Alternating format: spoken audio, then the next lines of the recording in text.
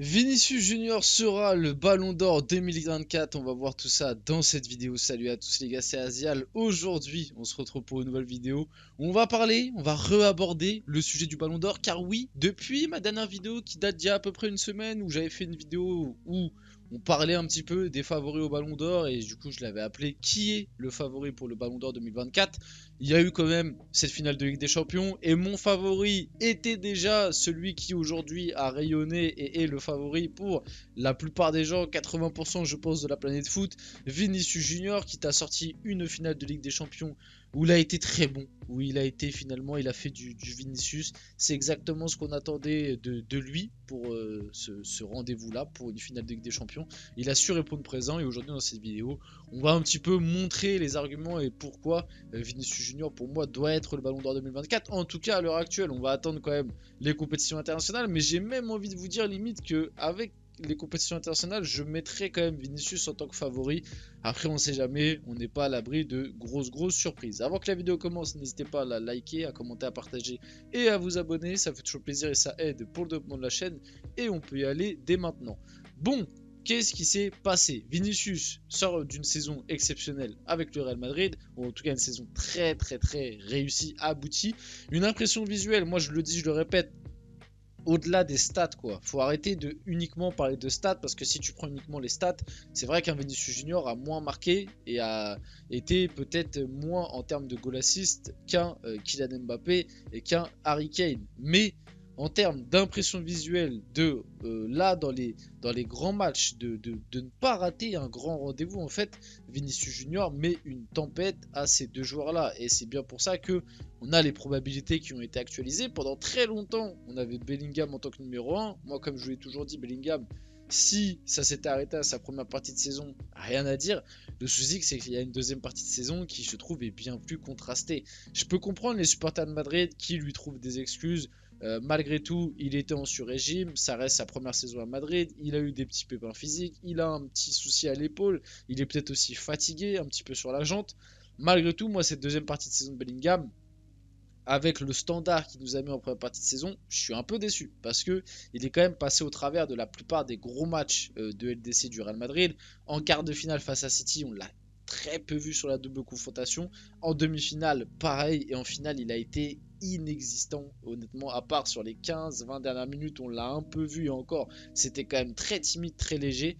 Donc pour moi, c'est l'un des facteurs qui fait qu'il n'aura pas le ballon d'or et pour moi, il ne mérite pas. Maintenant, on va attendre l'euro. On sait jamais, peut-être qu'il va nous sortir un euro exceptionnel.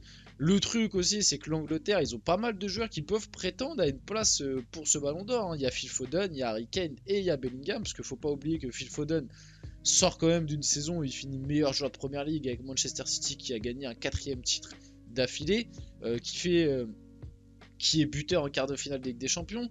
Je tiens à rappeler que City perd contre le Real Madrid, mais seulement au tir au but, parce qu'en vrai, il y a match nul aller-retour, donc il n'y a même pas de défaite techniquement dans le jeu. Et Phil Foden a été l'un des grands artisans de cette saison du côté de Manchester City. Donc il pourrait prétendre à être au moins dans le débat, tu vois, je dis pas à le gagner, mais à être au moins dans le débat, si jamais l'Angleterre fait un très gros parcours à l'Euro. Maintenant, comme je l'ai dit, le gros favori pour moi c'est Vinicius.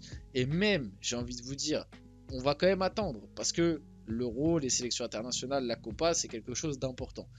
Mais franchement, même si un Bellingham fait un gros Euro, un Mbappé fait un gros Euro ou un Harry Kane fait un gros Euro, pour moi, Vinicius, il a tellement marqué cette saison du Real Madrid, il a tellement fait quelque chose de fort et même dans le en fait, je sais pas, j'ai envie de dire un peu même dans le romantisme. Alors, je sais qu'il y a beaucoup de gens qui n'aiment pas Vinicius Junior, qui le trouvent détestable, etc.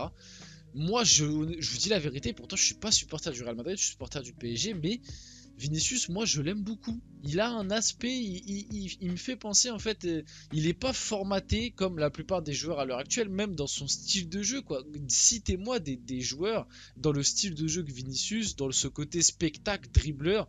Je dis pas qu'il est au même niveau qu'un Ronaldinho ou un Neymar, mais en tout cas c'est l'un des joueurs qui se rapproche le plus de ce style de jeu là depuis quand même pas mal de temps. Moi je suis désolé, sur les 2 dernières années, je regarde les matchs d'Mbappé, j'ai regardé tous les matchs d'Mbappé puisque je suis supporter du PSG. Tu regardes à côté les matchs de Vinicius avec le Real Madrid, Dans les gros matchs, il n'y a pas photo, quoi. Il n'y a pas photo.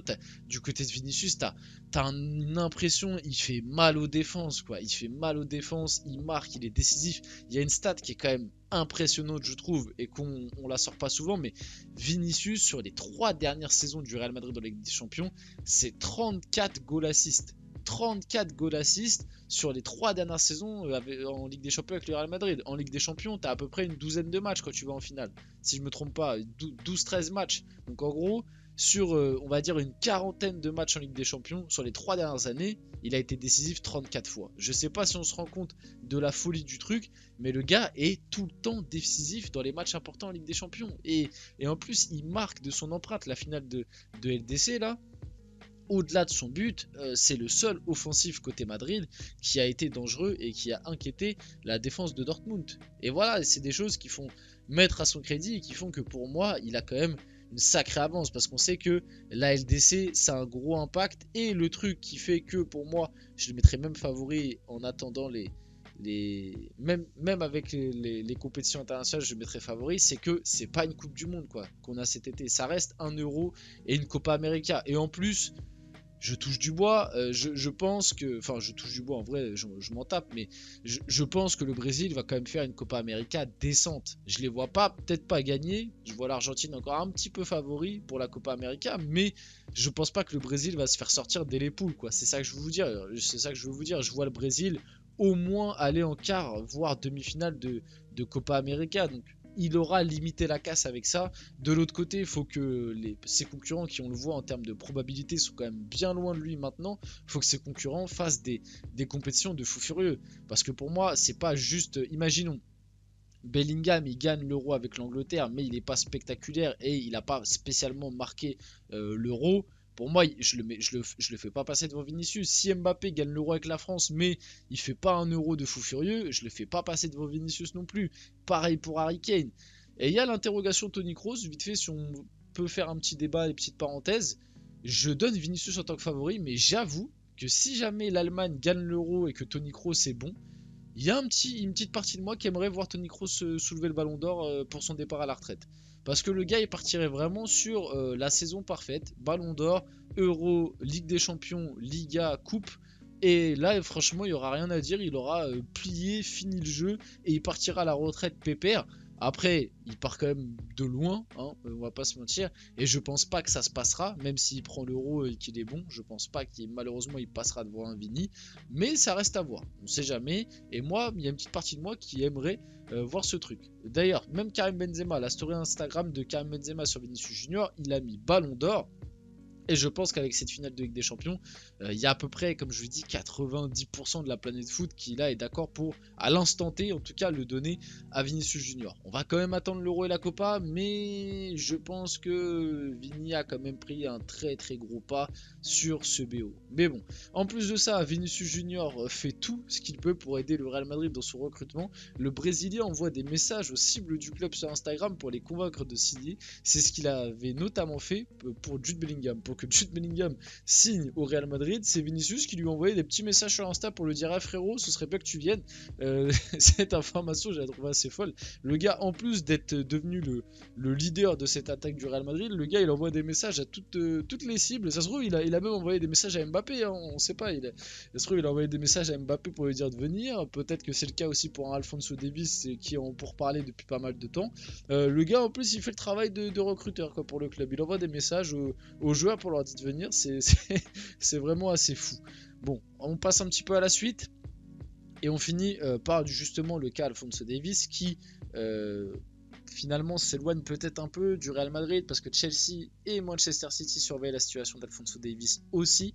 En plus du Real, le Canadien veut rejoindre le Real Madrid cet été, mais si le Real tarde, les Sky Blues ou les Blues pourraient tenter de conclure un accord avec le joueur. Et en plus de ça, très récemment, il y a cette info qui est sortie comme quoi le Bayern et Alphonso Davies discutent à nouveau pour une prolongation de contrat. Vincent Kompany est déterminé à garder le joueur. Qu'est-ce qui va se passer autour du cas Alphonso Davies? Bah déjà, comme je l'avais dit très récemment, je sais plus c'est dans quelle vidéo, mais j'avais dit que on en entendait beaucoup parler pendant un moment dans la saison, et là, arrivé proche du mercato, on n'entend quasiment plus aucun bruit. Au contraire, on entend même de plus en plus des infos comme quoi il y a une prolongation qui est arrivée sur sa table de la part du Bayern et qui serait en train potentiellement de l'étudier de manière sérieuse. Donc est-ce que l'arrivée d'Alphonso Davies du côté du Real va finalement pas se faire, en tout cas pas cet été? C'est une possibilité. Après, j'ai envie de vous dire, le Real, ils ont retrouvé un Ferland Mendy top niveau. Donc l'arrivée d'Alphonso Davies, c'est pas non plus quelque chose de prioritaire. Mais bon, si tu peux aller chercher un Alphonso Davies que tu peux coffrer pour les 10 prochaines années en tant que latéral gauche, bah, c'est toujours quelque chose d'intéressant et à faire. On va finir la vidéo là-dessus. J'espère que cette vidéo vous a plu. Si c'est le cas, n'hésitez pas à la liker, à commenter, à partager et à vous abonner les gars. C'était Asial. On se retrouve très rapidement pour une prochaine vidéo.